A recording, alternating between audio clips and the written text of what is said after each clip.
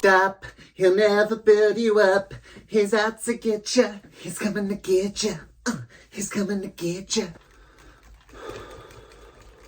He's gonna get you. He's so dirty. He's so dirty. Hello everybody, it is me, Jamelia. And that was Beware of the Dog. I've been listening to that recently and I quite enjoy it. I forgot how much I liked it. It's quite an old song now. I'd say at least 12 years, but still a banger. Still a tune, as it were. I have picked the hottest day of the year to do this video on. I could have done it yesterday, but I went to a barbecue. A BBQ. It was very, very nice and I have no regrets, but I do regret doing this on this particular very hot day. But I thought, you know, I need to do it. I need to get it done. I've got commitments. And places to be. I'm just rambling because I'm like vamping for time because I'm just enjoying having a bit of a fan. It's the only one. Hey! So today we're here with the final episode of me reacting to I Kissed a Boy. So this will be episodes... What have I done so far? So this will be episodes 7 and 8. There is going to be a reunion tonight. I'm not sure if I'm going to react to it, but we'll have to wait and see. I'm really sweaty. I'm sorry. You know the drill. You know the drill by now.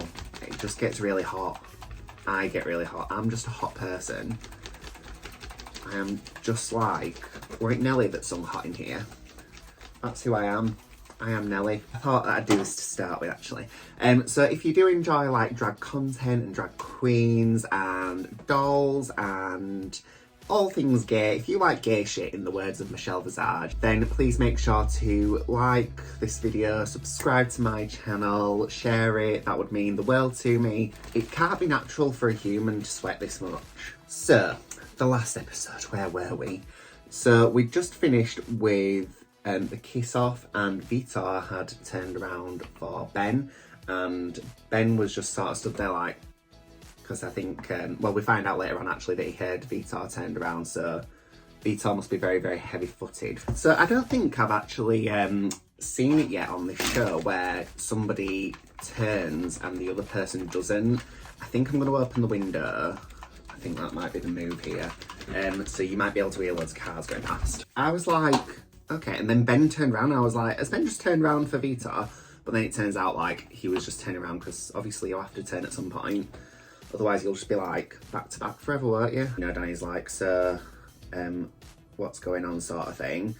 And Vitar says that he is still attracted to Ben. Then he says something along the lines of that maybe Ben wasn't as interested as like he thought. He basically said something to the tune of Ben didn't sort of go with me for the right reasons. So I think he was kind of trying to insinuate, you know, Ben only turned around for me because he wanted to stay kind of thing. Which, you know, could have been the case. I mean, again, it is a reality TV show. I mean, when people are getting cast on this, like, they're on it because they want some sort of, like, opportunity, like some sort of fame and things. They're all very much, like, doing influencing now, so could have been the reason. Ben says that it's not there. And, you know, to be fair, maybe it's not, maybe he did. I think everybody has gone on for that reason, but maybe some of them have also gone on because they are interested in finding somebody. Ben says, you know, I think you're kind of painting me out to be like different to how I actually am and stuff. And he says that he doesn't kind of appreciate it because I think he's still very much of the mindset that Vitar is trying to create more drama. Danny's obviously like, so who do you want to kiss, Ben? And Ben says Matty. And to be fair, Vitar does mention that Ben is more interested in Matty, and then when he says that he's interested in kissing Matty, Vitar's like, well, like see what I did, see how right. But I don't think that's necessarily the case. I think maybe if they had been like a better match, then maybe, you know, his head might not have been turned by Matty, because, you know, there are other people in the masseria who are with partners and they haven't been like, and they haven't like had their head turned. Essentially, they just weren't right for each other, were they? I mean, it's clear for all to bloody well see. So they go and stand back on the line waiting to get snogged, and then Jake number 2 comes out, and Danny actually refers to him as Jake 2.0, so I was right, everybody in the villa does refer to him as that. I mean, I think it's just me and Danny Minogue, but I feel like I'm in good company. So Danny says to Jake number 2, you know, nobody's turned around for you, and he's like, how rude, which, you know, quite rightly so. I'd have been fuming as well, Jake. And then she says to him, you know, have you got a kiss for any of these boys? And he says, no, I'm saving my kiss for Matty. So it all really just rests upon Matty. So these 2 lads are going home today. Which, you know, I mean, I feel like we know what's about to happen, because like Matty is saying, oh, I'm like not sure how to vote, I'm not sure who to kiss, because I am interested in Ben, but me and Jake have got like a good bond and a good friendship. But we all kind of know that he's going to kiss Ben, don't we? Because in the words of Jake number 2, it's I kissed a boy, not I kissed a friend. Surely enough, he does turn around for Ben. He doesn't turn around, he just says Ben. I always say turn around on this because that's like the original premise, but then, like, you know, when you're faced with loads of lads and you're like the last one, the last cock on the walk, as it were, then you kind of like basically got the pick, so you just kind of say that one. And then in the sort of confessional bit, you see Jake say, well, it's alright because the party's going to be shit without me. And you know what? I don't think that Jake's wrong, to be quite fair. I think he was just the levity that we needed on this show, and he was very short-lived, but I still, you know, I enjoyed watching him whilst he was on there. That night obviously finishes, and I can't really think that anything of note really happened following the elimination. Ben and Matty are, you know, have a little smooch up on the terrace. Matty also moves his bed over to Ben's, which Ben seems like quite happy with, but I think he keeps it separate sort of thing. Which was like obviously something that Vitor didn't do, and it ended up being like kind of the undoing of the relationship, I think, really. Does that look alright? I've been on holiday and I've gotten a bit more tanned, so I feel like my highlight might be a bit too light these days. In the following morning they all get up and there's quite a lot of chatter about how people are, you know, feeling a little bit frustrated, shall we say, which, you know, is completely understandable. I mean, I don't really know. I feel like on some programmes, like, we do kind of see people, you know, giving in to their natural urges when they're in relationships on national television. Nothing has kind of been said about this on I Kissed a Boy. I mean, that obviously doesn't mean to say that it hasn't happened. But yeah, we don't kind of see any of that. So I'm presuming that, you know, nothing had happened whilst they were all in the Masseria, at least at the moment anyway. Although there was like that bit that was like basically softcore porn with Dan and Ollie. Who really knows what's going on? What is the truth? It's understandable. They're all like in there with people that they fancy. So, you know, you would be feeling a little bit frustrated, shall we say. I mean, I bet that bedroom absolutely stinks. There is a part where we see Dan and Ollie having a little chat about the relationship between Ben and Matty, and Ollie is basically saying, you know, that he feels kind of a little bit protective, I guess, of Ben, and he wants to kind of make sure that Matty's heart is in the right place, you know, and that he's actually serious about Ben. He does say this, and then we never actually see that come to any sort of fruition, so I don't know if that chat ever was had. I mean, maybe it like was too late by what happens like later on. Like, maybe, you know, they never sort of got a chance to speak about it. But it does seem like Ollie is kind of a little bit concerned about Ben, I guess. Ben is also kind of having a bit of trouble with overthinking what is going on with him and Matty. We see him kind of having these chats with a few people. So we see him having this chat with Caleb. He kind of voices that, you know, he's concerned about kind of where it'll go, because he's obviously had a bit of failure with Ollie, and then he's also, you know, he had all that sort of drama with Vitor, and he's now with Matty, and obviously he's quite sort of concerned that something will go wrong there, which, I mean, it's fair enough, but again, they've only been together for so long, so like literally, I mean, they've been coupled up for less than 24 hours, and they've kind of like been chatting for, I don't know, maybe like 3 days. It does also feel to me as well like there is a little bit of like, this sounds really horrible, but it feels like there's a bit of inferiority, like a bit of a complex there with Ben, because, I mean, obviously, like, beauty is in the eye of the beholder, etc, etc, but Matty is somebody who is very, very classically attractive. Like, he is very, very physically fit. He's got quite a bonny face. He's very like clean cut. He's kind of like, he's a bit like, you know, one of those like movie stars from the 90s, you know, like he's a very clean cut, all American sort of looking type of person, which, you know, we have been conditioned to believe is like the most attractive type of person. And I think there is possibly a little bit of the, oh well, like why is he interested in me sort of thing that Ben is feeling. And I only say that because he repeats quite a lot how attractive he finds him. And there's a bit where he's saying, you know, like he's so fit, like he's so attractive. And Caleb says to Ben, you know, you're attractive as well though. And like Ben kind of doesn't really know how to take that response, I don't think. It took him aback a bit when Caleb said that to him, and I think maybe like that's kind of where I'm thinking, oh, you know, maybe he does feel a little bit inferior, but you should never feel inferior. At the end of the day, that is their prerogative really, and you've just got to trust that they are interested in you in that way. So I definitely do think that like that is kind of at play a little bit for Ben. Ben does eventually have this chat with Matty where he's like, you know, I'm just feeling a bit like funny, and like Matty is really, really kind to him, and he says, you know, we're gonna have a nice day today, we're just gonna sort of get to know each other. There's no need to sort of stress. When I tell you that I'm already counting down the seconds until I can take this makeup off, it's just very homophobic, this heat, isn't it? So then to kind of, you know, cut the tension a little bit, I guess, there is an organised group game, you know, a bit of organised fun for the boys and the they-thems. This is called, I think they called it the Glory Diner.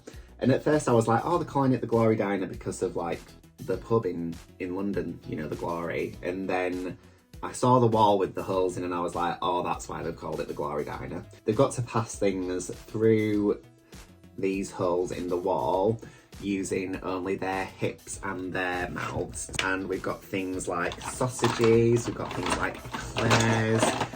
So, you know, it's all just a little bit sexually charged, which I'm sure probably did not really help matters that we were talking about earlier. Ollie and Dan are obviously fabulous at it. They're all like, oh well, you know, Ollie's been talking a big game all this time, so he must have been talking about his exploits quite a lot.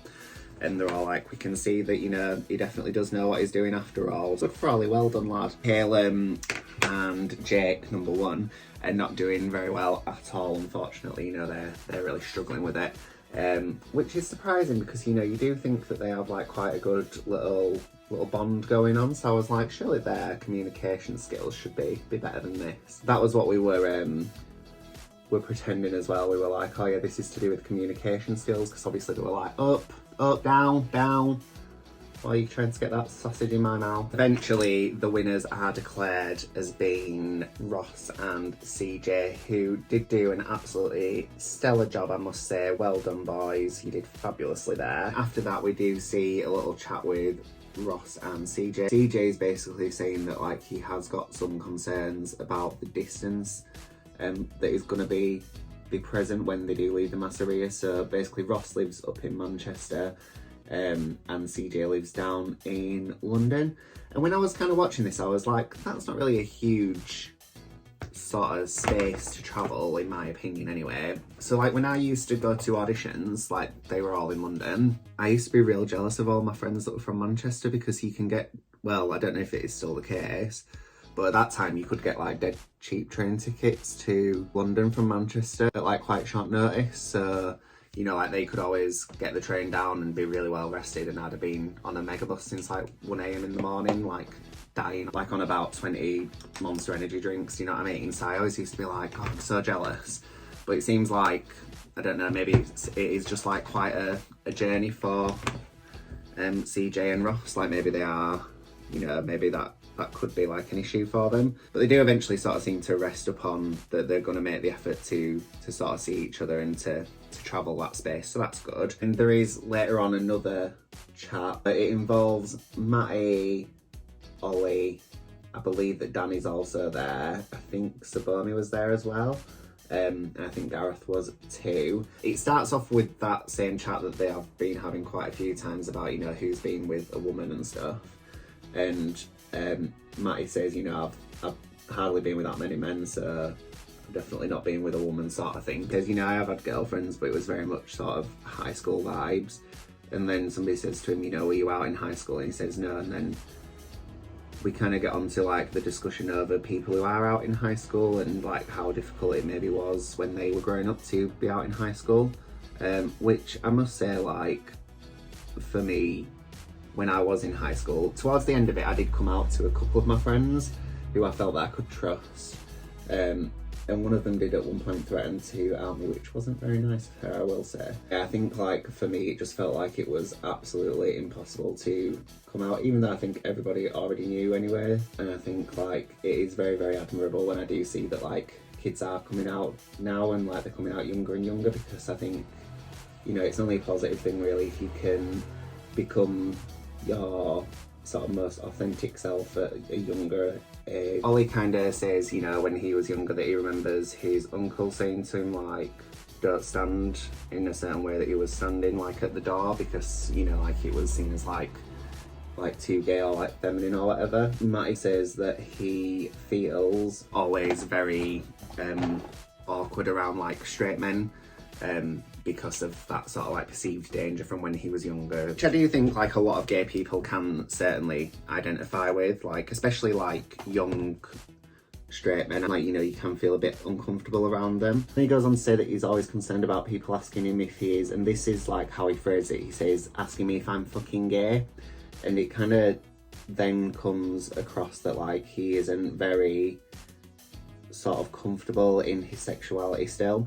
And then, you know, there is like a part where he's in the confessionals kind of talking about that, and he gets upset about it, and it's very clear to me that like he isn't sort of quite there yet with his acceptance of himself. I do think that it's good for him to be around other queer people and to kind of get to know them and like see that lifestyle, because if you are a queer person who is constantly surrounded by like straight friends, you know, like straight any friends really, but like I know for me it was always like straight females that I was surrounded by when I was younger.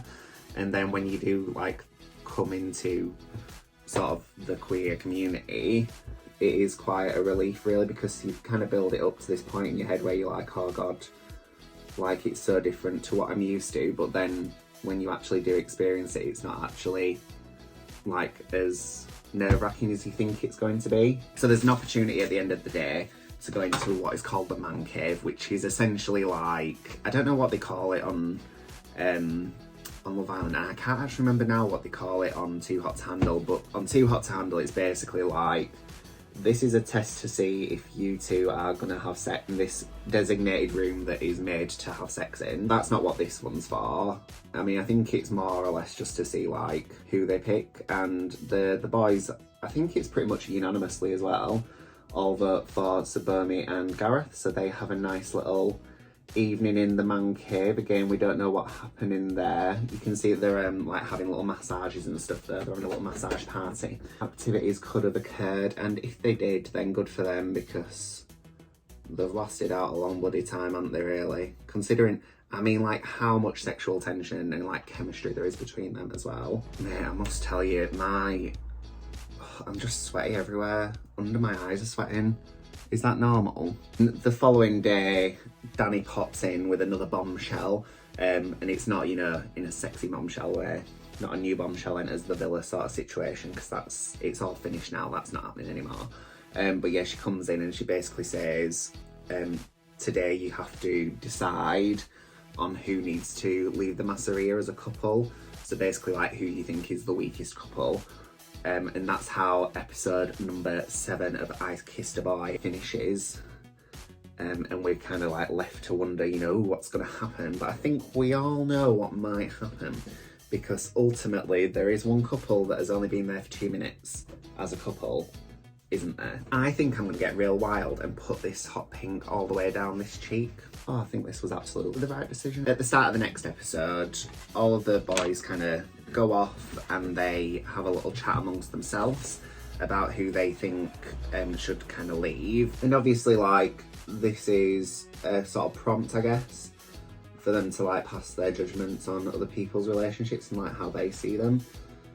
So we do see like Gareth and Sabomi kind of voice that they are a bit concerned that maybe Dan and Ollie is more of a sort of physical thing, you know, like more of a sexual connection. Ollie and Dan are chatting, and I feel like Ollie is so insightful, you know. So he says that he feels like he sees Calum talking over Jake quite a lot. Calum is definitely a more sort of domineering character, you know, like he's a lot more verbal, he's a lot more like outspoken, I guess, than maybe Jake is.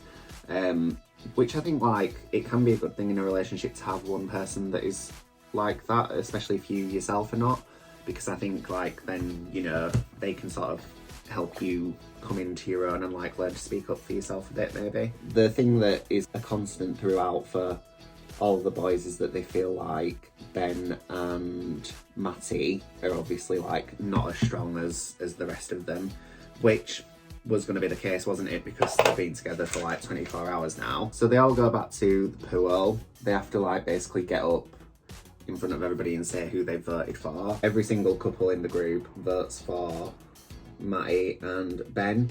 I think Matty and Ben voted for Ross and CJ, and they said that it was because of the sort of distance thing, which they had already had a chat about. So I feel like, you know, like that is fair enough. Anybody can see that like they are going to be quite far away from one another. And when it comes to Jake and Calum getting up to say who they voted for, Jake just sort of basically breaks down in tears because like he's so upset about having to vote off his friend. But I mean, Ben does come across and he like gives Jake a big hug and he's like, you know, it's absolutely fine, you know, we have to do it. I feel like, similarly to the other Jake, I feel like Jake number one is like one of those people who probably really holds the group together because he's so sort of likable, you know. He's quite like in between everybody. He's never sort of the centre of any dramas and stuff.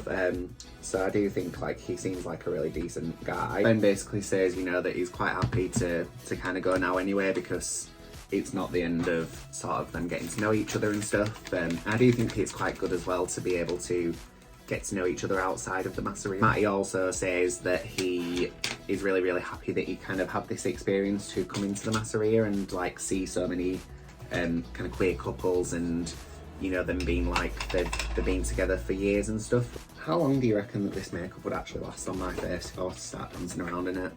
It's actually getting me a bit angry how warm it is, to be fair. So then they're told that they are going to have a party that evening, which is an icons party. So they basically get to get dressed up as any icon that they want, any queer icon, and then they just have a little party. It's just like every other party that they've had. So what were the ones that they've had? They've had the Queerchella, they had the Pride Party, I think they had the little fashion show. I think that was just like something that they decided to do. I might just do this next bit whilst fanning myself just so I can try and acclimatise to this suddenly very tropical weather that we're experiencing. Most notably to me, Gareth comes as Lady Gaga, and it's quite a good impersonation of Lady Gaga, I must say. They've got a lot of the details down. They've got the boots, they've got the bra, they've got I think they've got a bandana in their hair. It's very like telephone era Lady Gaga. Then we have Dan as Freddie Mercury.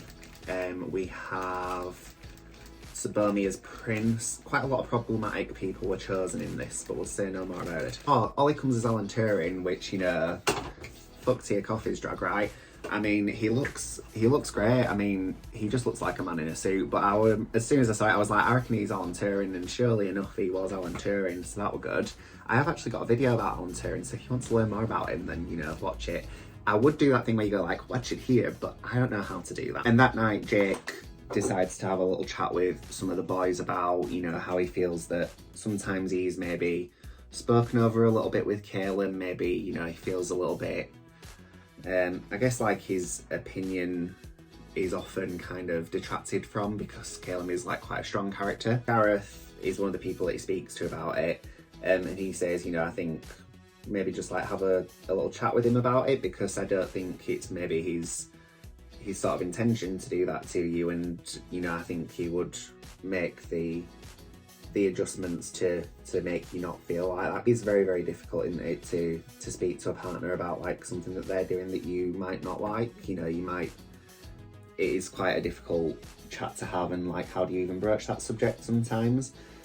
So he kind of, there's a part where, you know, he could sort of say something to Calum about it, but I think he sort of like backs out a little bit. And it is a shame really, because I do feel like, from what I can sort of gather anyway, at least Calum in terms of his relationship with Jake, he seems very like open to trying his best to make him feel as settled and stuff as possible. So it were a shame. But luckily we don't have to worry about that because Ross tells him instead. So I don't know how Ross found out, because from my recollection, Ross wasn't there for this chat, which makes me think that maybe Gareth told Ross, because we all know that Gareth's got a little bit of a floppy gob. Somebody's anyway has told Ross, who then tells Calum. So Calum goes and like has a little chat with Jake number 1 about that. And that will forever be his name. I mean, Jake number 1 just kind of says, you know, that is how I feel and stuff. And he says that he's been in situations in the past where he's felt like, you know, he doesn't necessarily have a voice with his partner. He's often felt like he's spoken over. He's felt kind of not sort of, what's the word? He's not felt like his opinion really matters to his partners. And he's felt like overpowered by them and stuff in the past. And this, like, obviously it does upset Calum. I mean, in the confessionals, Calum says that, you know, he really cares about him and that he's upset because he's, like, made him feel like shit, he says. And I don't think, like, that necessarily is the case. I don't think he's saying, you know, you've made me feel like shit. I think he's just saying, like, these are kind of my boundaries and, like, this is what I need to kind of feel comfortable and to feel safe. I mean, it's good in a way that, like, Calum has taken it so seriously, but at the same time, I think, like, he didn't say, like, that he made him feel like shit, do you know what I mean? He kind of, I think Calum just, like, heard it as, like, a really, really big negative, whereas maybe it was just sort of more to do with setting boundaries and stuff, which they are still very early in the relationship, so we do need to keep thinking that. So then after this, I don't know actually, to be fair, if Danny told them the day before, you know, like after the elimination, or if she told them like in the morning, but we'll say that Danny comes in anyway because we love to see Danny. And she says that they're gonna meet each other's families. So they've got 2 members, well, like nearest and dearest really. So they got like 2 of each contestant's nearest and dearest out to the masseria. The first people that meet their partners' loved ones are Ross and CJ. And let me tell you, CJ's dad is an absolute laugh riot. I loved that man. He came in, he was like all shouting, he was just like so like flamboyant and bold, and I was like, this is fabulous. We all just love to see like a straight man who is very flamboyant and like outgoing, and he obviously absolutely loves his son as well. Like, he's so like proud of his son, which is just so lovely to see. We also get to meet Jake and Calum's loved ones. So I think it's their sisters and their friends that come. And Jake's sister is very like, you can tell she's like the big sister, you know, she's obviously quite protective over him. They have like a little chat separately, you know, like with their own loved ones. And you know, his sister is very like, you know, he doesn't overpower you kind of thing, does he? And he says, you know, I've had a chat with him. I've kind of told him how I feel about if he does do that. And yeah, it's clear that like this is like a problem that has sort of occurred frequently in the past. And it seems like Jake and his sister are very interested in making sure that this isn't like a repeated pattern again for him. We meet Ross's mum and dad, who are like very, very happy with their like queer son and stuff. They, you know, like they put the dog in like a rainbow neckerchief every Pride, like they have the Pride flags out. They are like, again, very, very good role models of like how parents should be with their queer children. Yeah, we also meet Ollie's dad and his mum, and Ollie's mum is Scottish and Danny's also Scottish, and then I was like, oh, this makes sense now. So when Ollie was talking about, oh, my mum's gonna be so excited that I'm with a Scottish lad, and like he was doing his impersonation of her, it sounded like his mum was from Yorkshire to me from his impersonation, but his mum is definitely from like Scotland somewhere. I don't know where, but she sounds to be. So I was like, oh, that's why his mum's gonna be so excited that he's with a Scottish lad, because she herself is from Scotland. Ollie's dad is like a very like manly man. He's like quite a blokey sort of blokey bloke, manly man. And, you know, we hear about how he found out that Ollie was gay, and he sort of like went to where he knew Ollie would be and like gave him a big hug and was just like, you know, whatever you are and like however you choose to live your life, like you're my son and I love you and like I just want the best for you. So again, a very, very happy like experience of like being queer and stuff, and like being with your loved ones and like how they should really be treating you. So that was very nice to see. I really hope that some parents of queer children watched I Kissed a Boy, and hopefully like going forward they will then be equipped with the tools a little bit more to know how to react to their queer children. I'm already ready, so I'm just going to keep chatting at you while I'm already done. I mean, perfection does not take long, does it?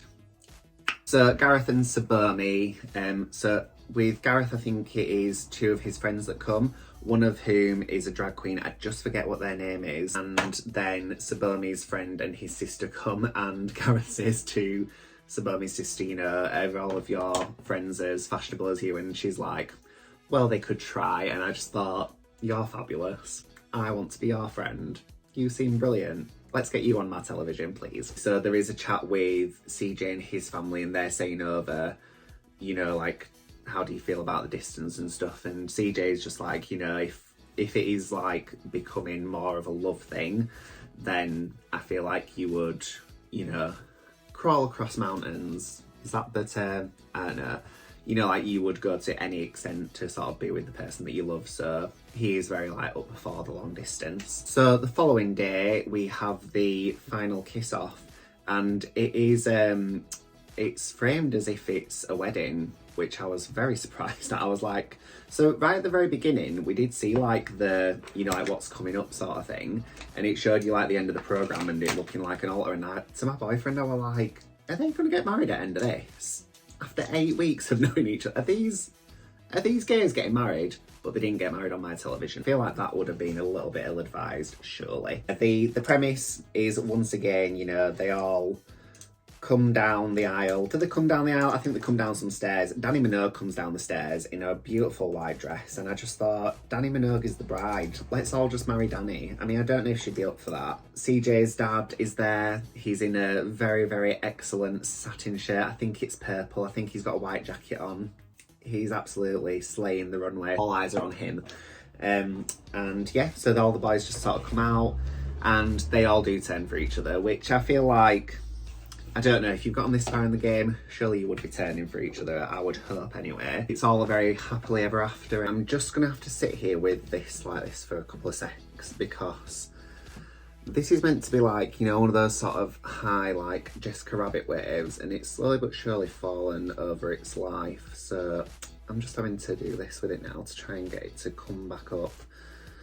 Will it work? Nobody's really sure, are they? I really enjoyed this programme. My thoughts on who I think is going to last. So I would really like to think that Gareth and Sabomi will last.